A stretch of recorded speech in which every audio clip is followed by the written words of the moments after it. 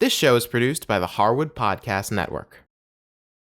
Hi, I'm Cindy Harris. We love making this show available to you free of charge. And if you'd like to help us keep it that way, make a contribution to our Karma Jar or become a show sponsor. To learn more, visit our website.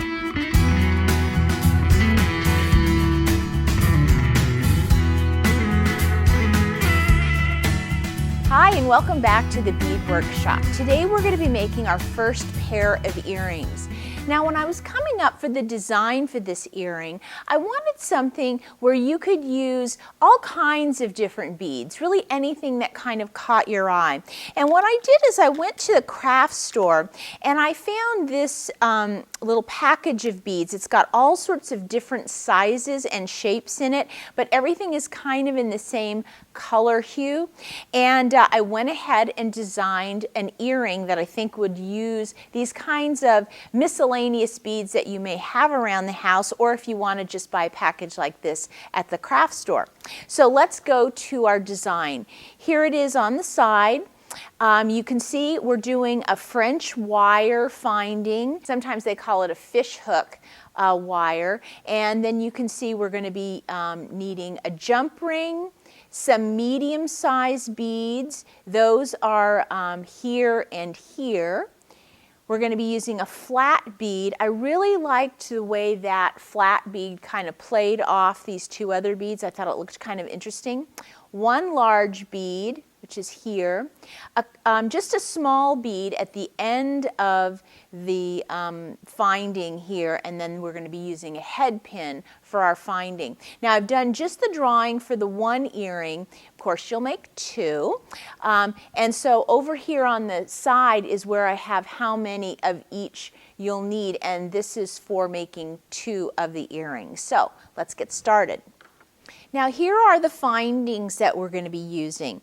As you can see, this is our French wire here, and it comes with the wire that goes in your ear, and then it has a little loop here at the end. I have one jump ring, and I have my one head pin. Now, as you'll recall, the head pin is the pin that has the flat end on it. So we want to have one of each of those. Again, this is for one earring. Now I'm going to open up my little package of beads, and this is where one of these bead trays really comes in handy. I'm just going to pour it all out into one of these big wells.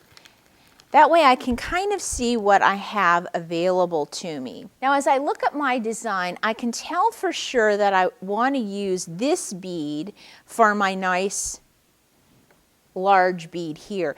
And again, one of the things that's great about these bead boards is that they have these channels right here. And so I'm actually going to build my earring right in one of these channels so I can see what it's going to look like.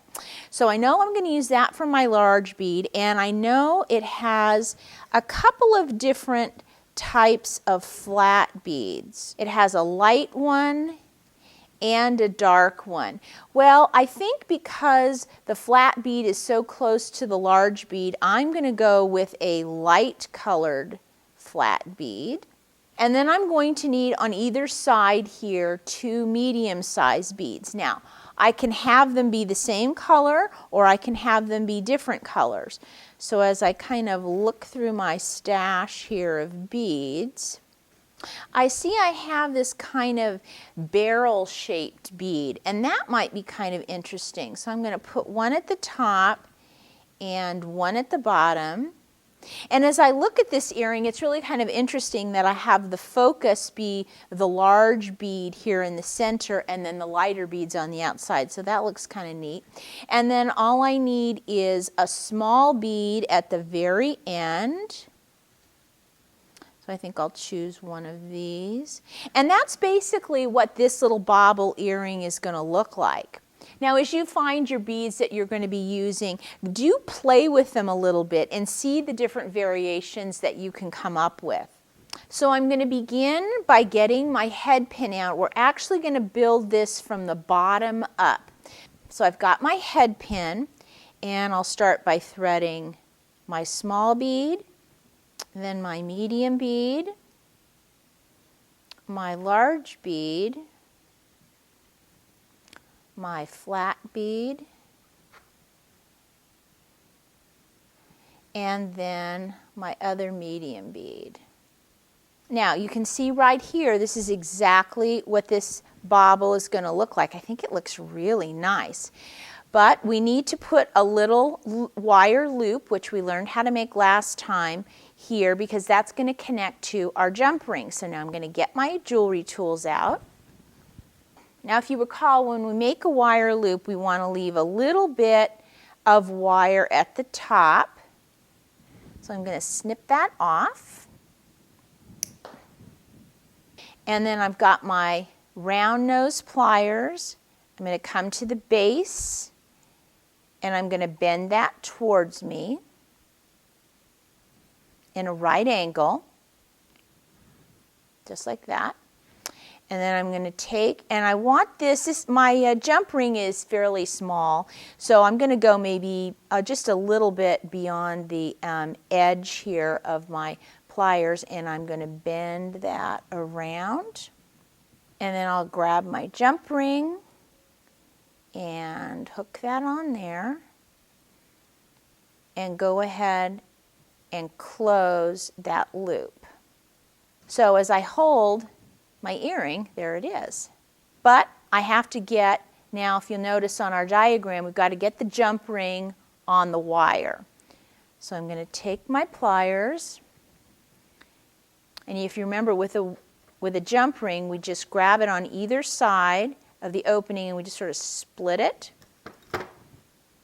And then I've got my little wire and I'll run it through there. And then we close this by just bringing it back together so they meet in the middle. And there you go, we have our little earring completely done. Isn't that fantastic? It's going to look great on. Now, speaking of wearing our earring, I did want to share with you a great tip. How many times have you worn a wire loop like this and you've worn it out and all of a sudden one of the earrings is gone because the loop, the wire, has sort of jimmied out of your ear? Well, let me show you a great trick. What I have here is some craft foam, and it's very thin. I ended up getting sort of a neutral brown color like this. And then I have just a regular paper punch. And what I'm going to do is take my paper punch and I'm going to punch just a hole. It goes through really easily. So you can see I have my little dot, and then I'm just going to take my wire and I'm going to punch it right through the center, just like this, and that will work to hold that right on my ear so it won't fall off. Now I'm going to save all these extra beads, put them in my little container, because I could even go ahead and make a bracelet. Remember the one we made in our first episode? And that would be beautiful along with these earrings.